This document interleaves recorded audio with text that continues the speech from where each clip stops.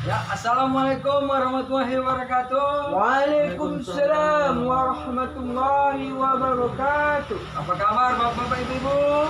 Sehat Pak. Itu terlalu biasa pak.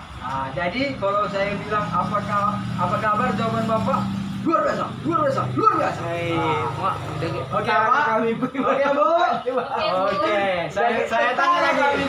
Saya tanya sekali lagi pak. Apa kabar bapak-bapak ibu-ibu? Luar biasa, luar biasa, luar biasa. Luar biasa. Semangat yang baik untuk menghadapi P2K2 kita kali ini. Sebelumnya, orang bapak-bapak ibu-ibu tahu nih yang tentang P2K2 ini Pak? Lupa Pak. Lupa ya? Oh ya, saya jelaskan bahwasanya sekali lagi, jangan sampai lupa lagi ya Pak, bahwasanya P2K2 ini tentang pertemuan peningkatan kemampuan keluarga. Kasih dulu tepuknya Pak. Nah, saya rasa tepuknya Bapak masih ingat. Oke, kita mulai tepuknya Pak. Tepuk apa Pak? Tepuk P2K2 nya Pak. Bu, bisa? Oke, kita mulai tepuk P2K2. Pertemuan peningkatan kemampuan keluarga. Oke, terima kasih. Berarti semangat yang kita buat ini mudah-mudahan sampai untuk memahami materi yang saya sampaikan. Pada pertemuan ini saya akan coba menyampaikan tentang cara menghadapi yang lebih baik menghadapi perilaku buruk anak.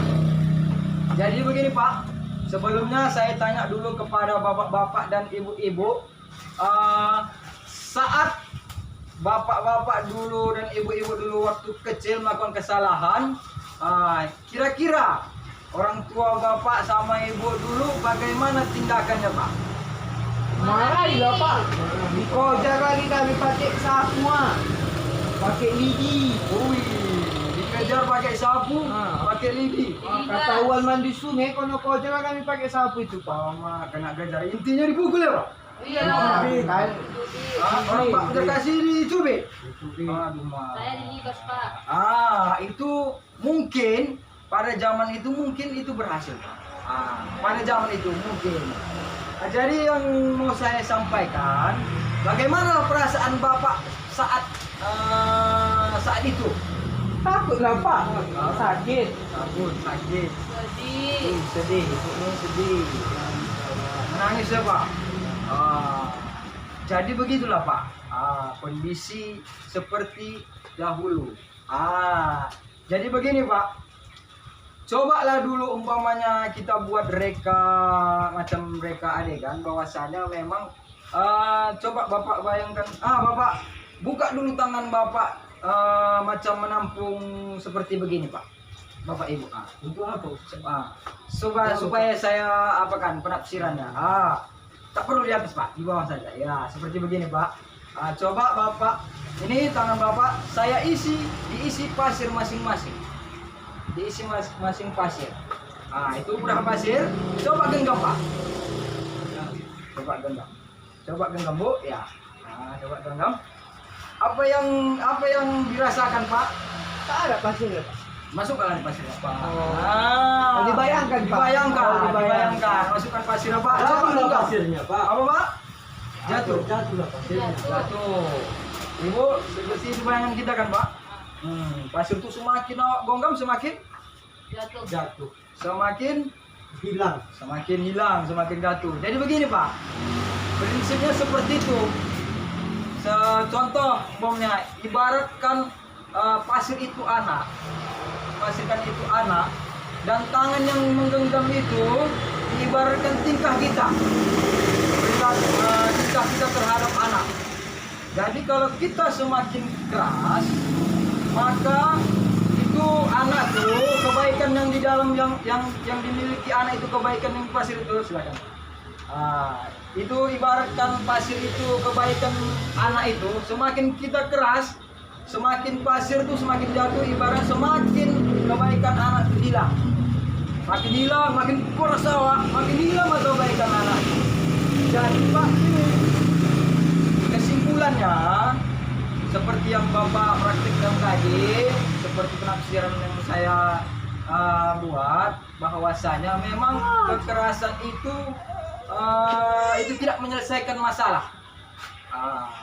Itu tidak menyelesaikan masalah. Kekerasan malah membuat anak tuh semakin apa istilahnya, semakin penasaran, makin membuat salah orang tuh, makin keras kita makin salah yang buat orang itu. Pada dasarnya seperti itu. Jadi bukan, bahkan memang anak tuh malah merasa kalau tindakan kekerasan itu biasa saja, Pak. Ya, Bu. Malah makin biasa rasa orang itu kekerasan. Mungkin bisa ditularkan orang itu padahal wajar. Mungkin bisa ditularkan sama kawannya. Malah berbuat kasar dia sama kawannya. Jadi begitu ya, Pak. Dan satu lagi, Pak. Ibu-ibu, satu lagi. Bahwasanya memang kebanyakan orang tua tuh banyak kewalahan, Pak. Kalau sudah anaknya bandel, rasa apa tak mau dibiarin, biasanya itu memang mengarah ke tindakan kekerasan langsung.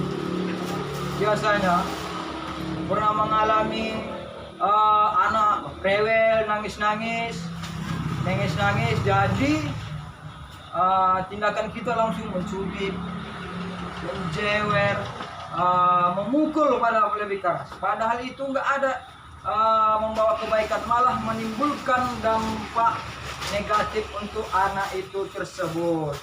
Jadi begini ya, Pak. Adapun dampak-dampak negatif kalau kita memperlakukan anak secara menggunakan kekerasan seperti yang saya tampilkan di Pritchat, bahwasanya memang anak tuh bukannya semakin takut, Pak, malah dia semakin pemarah. Makin keras, malah makin pemarah jadinya sifat anak tuh. Ini agresif, makin tak terkendali dia, terus tidak percaya diri. Nanti kalau melakukan ini nanti kena marah, malah tak percaya diri. Seterusnya malah sulit berkonsentrasi. Entah apa yang asik teringat saja dia waktu belajar mengerjakan PR, asik yang teringat dia kena pukul nanti aku kalau salah begini, malah tak konsen dia, Pak. Terus yang terakhir memang memang anak tuh malah menganggap kekerasan itu hal yang biasa dilakukan. Jadi anak tuh bisa menganggap menyakiti orang tuh hal yang wajar. Biasa rasa orang pukul aja lah, biasanya itu mungkin itu tafsirannya. Jadi begini, Pak. Untuk kedepannya mudah-mudahan setelah saya sampaikan tentang dampak negatif, orang bapak-bapak sama ibu bisa di rumah bercerita sama pasangannya masing-masing, bahwa saling mengingatkan bahwasanya memang cara kekerasan itu tidaklah efektif untuk mendidik anak. Bukannya malah anak itu semakin baik, bukan anak itu semakin taat sama kita, malah semakin nakal. Dan efeknya pun luar biasa. Jadi mudah-mudahan setelah dari penyampaian ini kita bisa bercerita kepada sanak saudara tentang pola pengasuhan, tidak lagi menggunakan kekerasan. Jadi cukup untuk kali ini, Pak. Mudah-mudahan ada manfaatnya, bisa diterapkan di rumah. Jadi semoga mendapatkan ilmu yang bisa dibawa pulang. Jadi kita tutup saja pertemuan kita dengan mengucap alhamdulillah. Pertemuan kita ini mudah-mudahan pertemuan minggu depan semakin keluarga-keluarga ini, bapak-bapak ini, ibu-ibu semakin menjadi keluarga yang lebih baik lagi. Terima kasih bapak-bapak, ibu-ibu. Mudah-mudahan dapat menjadi pengetahuan untuk kita semua. Terima kasih.